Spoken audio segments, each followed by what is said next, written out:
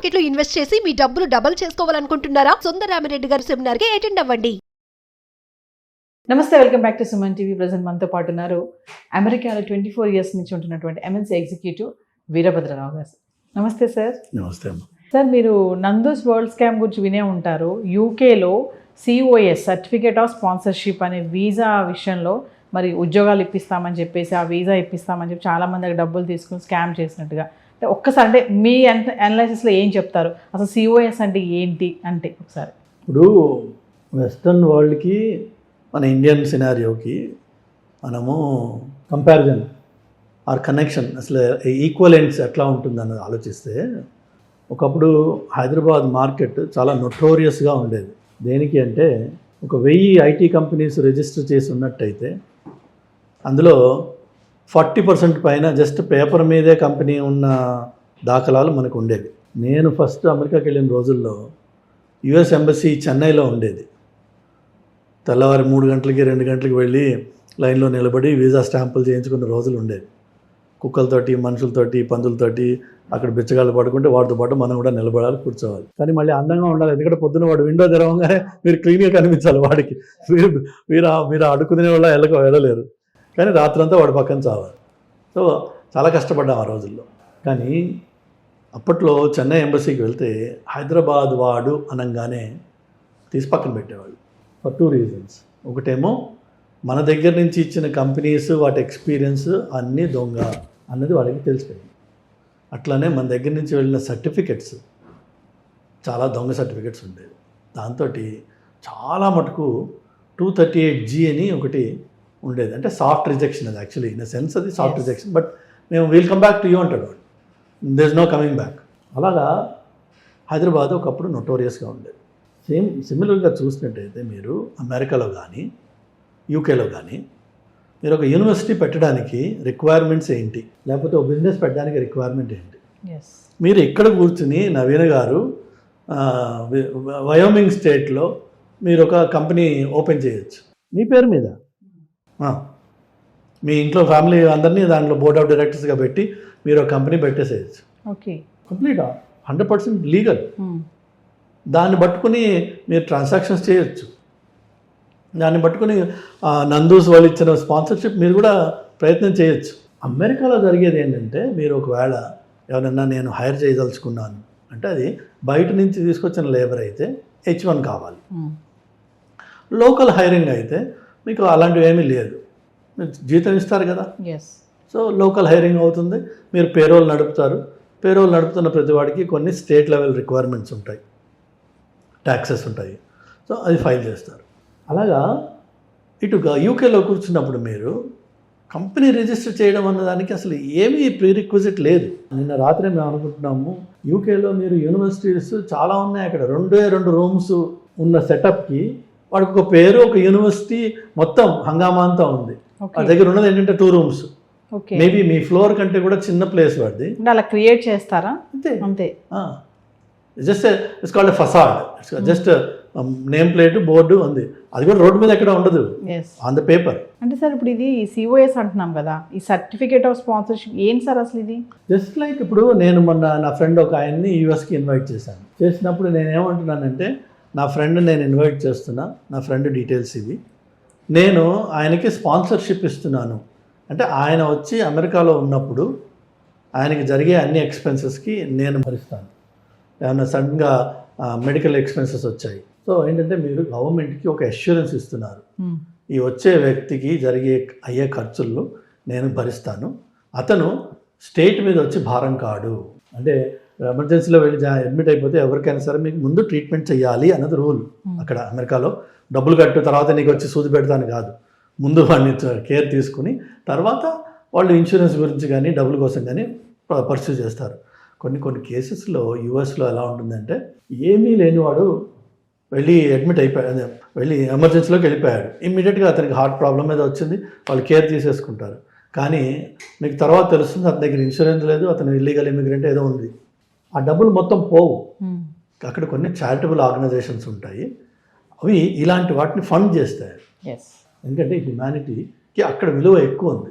మన దగ్గర 4 పోయినా పర్వాలేదని చెప్పే మన మెంటాలిటీ మంది, అక్కడేమో ప్రతి హ్యూమన్ లైఫ్కి వాల్యూ, రెస్పెక్ట్ ఉంది కాబట్టి ఆ చారిటబుల్ ఆర్గనైజేషన్స్ వచ్చి సపోర్ట్ చేస్తాయి. సో ఈ స్పాన్సర్షిప్ అన్నది ఏంటంటే as a company you are giving certificate of sponsorship stating I have an intention to hire this person, so I'm inviting him to come to the US or come to UK. So అక్కడికి వెళ్ళిన తర్వాత tuna బొడ్డు అని చెప్పి నీ పని నువ్వు చూసుకొని ఆయన నిన్ను అమెరికాకి తీసుకురావడం వరకు, యూకే తీసుకురావడం వరకు నా పని, అంతే. ఇప్పుడు పోయి నువ్వు చావు అన్నాడు అనుకో, అక్కడి నుంచి మీ స్టేటస్ వచ్చి ఇల్లీగల్ అవుతారు మీరు.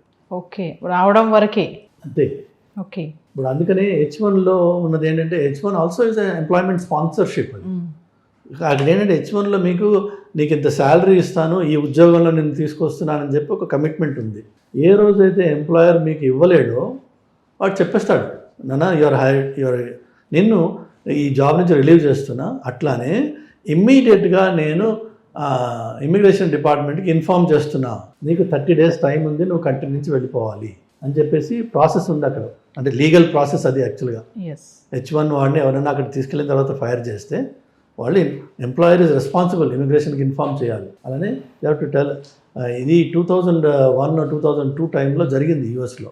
ఎందుకంటే అప్పుడు ఒక మేజర్ బబుల్ వచ్చి మన జార్జ్ బుష్ టైంలోనూ చాలామందిని లే ఆఫ్ చేసేవాళ్ళు.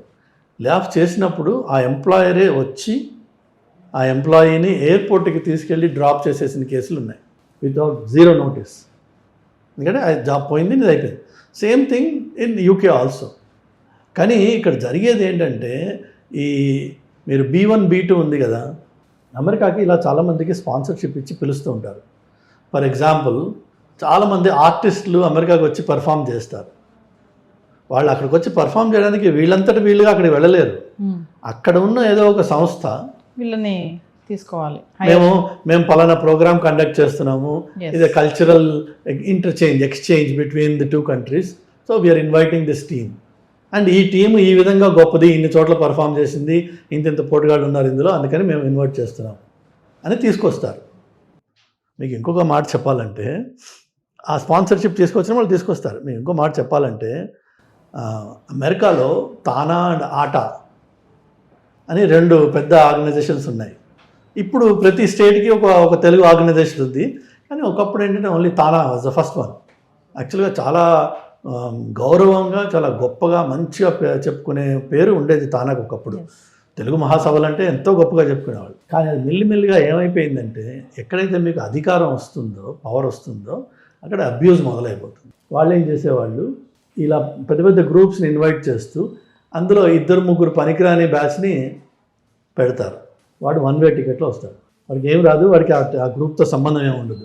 కానీ ఆర్టిస్ట్గా వాడికి ఒక ప్రొఫైల్ తయారు చేసి 25 మంది గ్రూప్లో 2 వస్తారు. అందులో ఈ గ్రూప్ వచ్చి పర్ఫామ్ చేస్తుంది, 23 మందో 20 మందో వెనక్కి వస్తారు, ఈ 5 అక్కడ ఉండిపోతారు. వాళ్ళు ఎవరు అంటే ఆల్రెడీ ఆ తానా వాళ్ళకి తెలిసిన వాళ్ళే ఆర్కెస్ట్రేట్ చేసి చుట్టవాడో, బావో, బామర్దో, పెద్దన్న కొడుకో, చిన్న కొడుకో, ఎవడో ఒకడు అని తీసుకొచ్చేస్తారు. అట్లా ఈ బికమ్స్ ఇల్లీగల్. సో వాళ్ళు వచ్చినప్పుడు మాత్రం స్పాన్సర్షిప్ ఇచ్చి వీళ్ళని తీసుకొస్తారు అక్కడికి. సేమ్ కేస్ స్పాన్సర్షిప్ ఏం చేస్తున్నాను నేను అంటే నిన్ను కంట్రీలోకి ఎంటర్ అవ్వడానికి ఒక వెహికల్ని తయారు చేస్తున్నాను. ఇప్పుడు అమెరికాలో జరుగుతున్న సిచ్యువేషన్ ఇదే. ఏంటంటే ఇట్లాగా తీసుకొచ్చే జనాల్ని వాళ్ళకి దాని తర్వాత ఎలాంటి వీసా ఉండదు, వాళ్ళ దగ్గర ఏమీ ఉండవు, కాగితాలు ఏమి ఉండవు. ఆ లేనప్పుడు వాళ్ళని 12 గంటలు 14 గంటలు వర్క్ చేయించుకొని వాళ్ళని అబ్యూస్ చేస్తున్నారు. దాన్ని హ్యూమన్ ట్రాఫికింగ్ అంటారు. హ్యూమన్ ట్రాఫికింగ్ చేసిన వాళ్ళకి చాలా భయంకరమైన శిక్షలు పడతాయి. ఇప్పుడు రీసెంట్గా అంటే నెక్స్ట్ 2-3 monthsలో బయటకు వస్తాయి ఇవి. బట్ ఒక పబ్లిక్ ప్రెస్ కాన్ఫరెన్స్ పెట్టి అమెరికాలో అనౌన్స్ చేశారు, ఇట్లా మేము 1 million cases మేము పట్టుకున్నాం across the multiple states. Same thing మీకు యూకేలో కూడా అవుతుంది. సేమ్ థింగ్ మీకు యూకేలో ఇది ఇప్పుడు నందూస్ చేస్తున్నది కూడా is very similar to that. మనం చేయాల్సిందల్లా నా సలహా ఏంటంటే నేను ఆ దేశానికి ఎలాగోలా వెళ్ళిపోవాలి అని చెప్పి దయచేసి వెళ్ళకండి. ఇండియాలో కూర్చుని పానీపూరి బండి పెట్టుకుని అమ్ముకున్నా మనం బతకచ్చు హ్యాపీగా. నిజంగా చూడండి, మీరు ఎన్నో చోట్ల ఎంతోమంది చిన్న చిన్న వ్యాపారాలు చేసుకుని హ్యాపీగా ఉంటున్నారు. చిన్నదే, ఎక్కువగా కుటీర పరిశ్రమ లాంటివి. అది కానీ దర్జాగా ఉండొచ్చు. మీరు అక్కడికి వెళ్ళి పడి స్టేటస్ లేక ఇల్లీగల్గా ఉంటూ దొంగతనంగా బతుకుతూ మనం సాధించగలిగేది ఏమీ లేదు. అబ్సల్యూట్లీ నథింగ్, బికాస్ నీకు స్టేటసే లేదు. నేను ఏదో ఒకటి చేస్తున్నాను, ఏదో ఒకటి చేయలేవు నువ్వు అక్కడ. ప్రతి క్షణం భయపడుతూ దొంగలాగా బతకాల్సిన అవసరం ఉంటుంది. దానికోసం 25 లక్షలు 30 లక్షలు 50 లక్షలు పెట్టి వాళ్ళ లెవెల్లో బాగు చేసి మనం వెళ్ళాల్సిన అవసరం ఉందా? అదే 25 లక్షలు 30 లక్షలు పెట్టి నువ్వు ఇక్కడ చిన్న వ్యాపారం చేయి, పెద్ద చేయకు, సిన్సియర్గా చేయి. నేను వారణాసిలో చూశాను మొన్న, ఇడ్లీ బండి నడుపుతున్నాడు morning 11 to evening 5 and he is making at least per day 50,000 rupees per day, at least, ఇంకా ఎక్కువే ఉంటుంది. Non stop throughout the day, only idli and chutney, nothing else. దానికి ఏమి మన కండలు తిప్పి చేయాల్సిందేం లేదు. లోపల మెషిన్ పెడితే ఇడ్లీ పిండి రుబ్బుతూ ఉంటుంది, అది చట్నీ పిండికి సపరేట్ ఇంకో మెషిన్ రుబ్బుతూ ఉంటుంది. మీరు చేసేదల్లా ఇడ్లీ చేసే డబ్బాలో మీరు ఇడ్లీలు పెట్టడం, తీయడం, డిస్ట్రిబ్యూట్ చేయడం, అంతే. 50 లక్షలు ఎవరికో ఇచ్చుకుని దేశానికి వెళ్ళి స్టేటస్ లేకుండా ఒక థర్డ్ క్లాస్ లైఫ్ బతికే బదులు ఇడ్లీ బండి పెట్టుకో హాయిగా ఇండియాలో. నిజమమ్మా, మనకి అంతకంటే బ్రహ్మాండ. మీకు ఎందుకు కోటిలో నాకు తెలుసు ఒక ఇడ్లీ బండి ఉంది, 11 o'clock ఎప్పుడు క్లోజ్ చేసేస్తాడు అతను. మార్నింగ్ 6 మొదలవుతుంది, 11 క్లోజ్ అయిపోతుంది. రామ్కోటి అనుకుంటా ఆ ఏరియా అని అంటారు. రామ్కోట్లో ఒక వాల్కి పక్కన ఉంటుంది, అది కూడా షాప్ కూడా కాదు ఏమది. అతని దగ్గరికి వచ్చే ఆ గిన్నెలు మీరు చూస్తే షాక్ అయిపోతాం మనం అందులో కూర్చోవచ్చు, ఆ గిన్నె అంత పెద్దగా ఉంటుంది. అలాంటివి ఒక 10-15 వస్తాయి ఆ మార్నింగ్ 5 hours. ఎంత సంపాదిస్తాడో ఆలోచించండి.